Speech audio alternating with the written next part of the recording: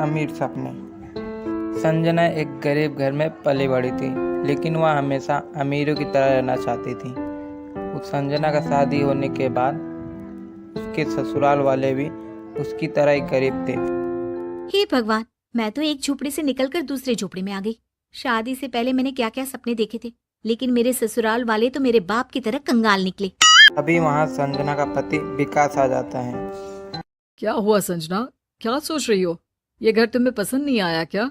घर कहाँ है, ये तो किसी भैंस के तबेले की तरह लगता है। ऊपर से हमारे घर में सुख सुविधा की एक भी चीज नहीं है। मुझे तो बताया गया था कि तुम बहुत अच्छा कमाते हो, फिर इस तरह भिखारियों वाली जिंदगी क्यों जी रहे हो? संजना, मुझ पर पूरे परिवार की जिम्मेदारी है। मेरे 2 छोटे भाई बहन हैं, उनकी पढ़ाई का भी खर्च मुझे ही उठाना पड़ता है। खैर कोई बात नहीं, धीरे धीरे तुम्हें इस घर में रहने की आदत हो जाएगी। इतना बोलकर विकास अपने काम पर चले जाता है, लेकिन जब वो शाम को काम पर वापस आता है तो उसकी पत्नी घर के बाहर बैठी देख हैरान हो जाता है। अरे संजना, तुम इतनी रात को घर के बाहर क्यों बैठी हो?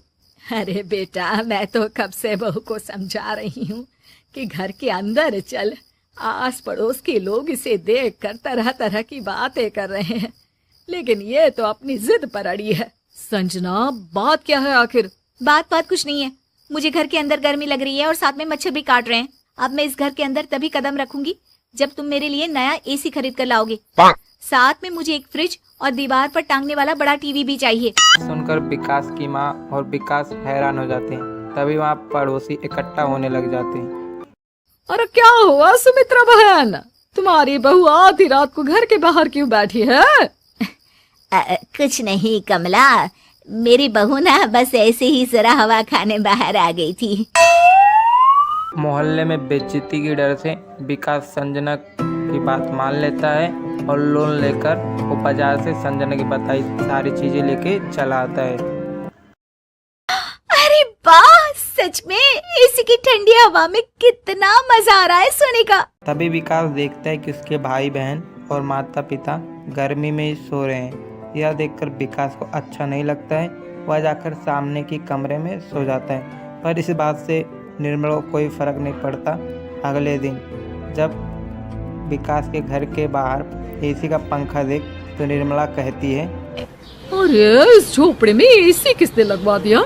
इन लोगों के पास तो ठीक से दाल रोटी खाने के भी पैसे नहीं रहते, लेकिन जरा इनके शौक तो देखो। तुम ठीक कहती हो कमला बहन, जितनी चादर हो उतने ही पैर फैलाने चाहिए। ये सुमित्रा तो हमेशा छोटी छोटी चीजों के लिए मुझसे पैसे उधार लेती है, फिर इतनी गरीबी में इसे अपने घर में एसी लगाने की क्या जरूरत थी?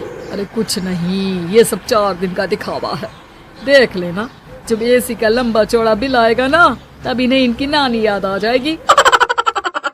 ठीक 1 महीने बाद विकास के घर पे बिजली का बिल आता है।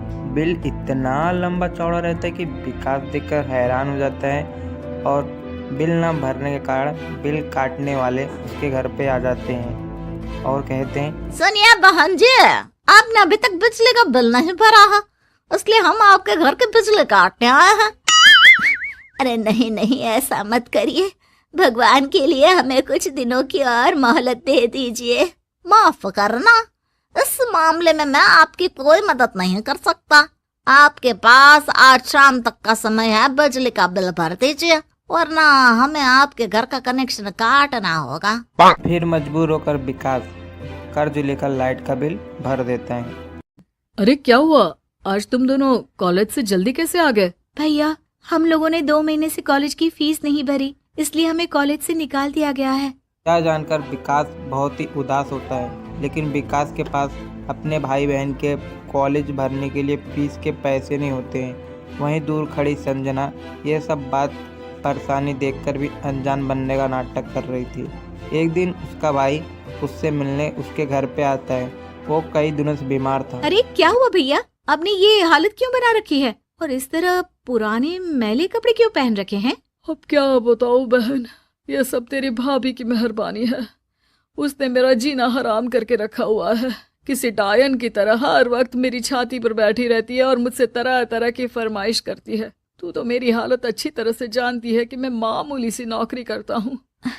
ये सब आप क्या कह रहे हैं भैया? शादी से पहले जब भी मैं भाभी से मिली थी तब तो बहुत सुशील और शांत स्वभाव की थी, फिर अचानक इतनी लालची और मतलबी कैसे बन गई? पता नहीं बहन, लेकिन इतना जानता हूँ कि अगर तेरी भाभी का स्वभाव इसी तरह रहा तो एक दिन मुझे खुदकुशी करनी पड़ जाएगी, क्योंकि अब मैं उसे और ज्यादा नहीं झेल सकता। अच्छा चलता हूँ, बस एक बार तुझे देखने की इच्छा थी इसलिए यहाँ चला आया। इतना कहकर संजना का भाई वहाँ से चले जाता है, लेकिन संजना को अपने भाई की बात सुनकर वो अपना तुलना अपने भाभी से करने लगती है। हे भगवान, मैं भी तो अपनी भाभी की तरह बेचारे अपने पति को परेशान कर रही हूँ। कहीं ऐसा ना हो कि मुझसे तंग आकर मेरे पति कोई गलत कदम उठा ले। हे भगवान, मैं आपसे वादा करती हूँ आज के बाद मैं कभी किसी चीज के लिए अपने पति को परेशान नहीं करूंगी। इस तरह संजना को अपनी गलती का एहसास हो जाता है और वो अपने पति और ससुराल वालों से माफी मांगती है। मेरे झूठे दिखावे की वजह से आप सबको बहुत परेशानी हुई है। आज से मुझे जो भी जितना भी मिलेगा मैं उसी में खुश रहूंगी। प्लीज आप लोग मेरे बुरे बर्ताव के लिए मुझे माफ कर दीजिए। अरे कोई बात नहीं बहू, मुझे पूरा यकीन था कि एक ना एक दिन तुझे तेरी गलती का एहसास हो जाएगा। हाँ संजना, आज से तुम सुधर गई। तुम्हारा ये बदला हुआ रूप देखकर मुझे सच में बहुत खुशी हो रही है। इस तरह से सब कुछ ठीक हो जाता है और सब खुशी खुशी अपना जीवन व्यतीत करने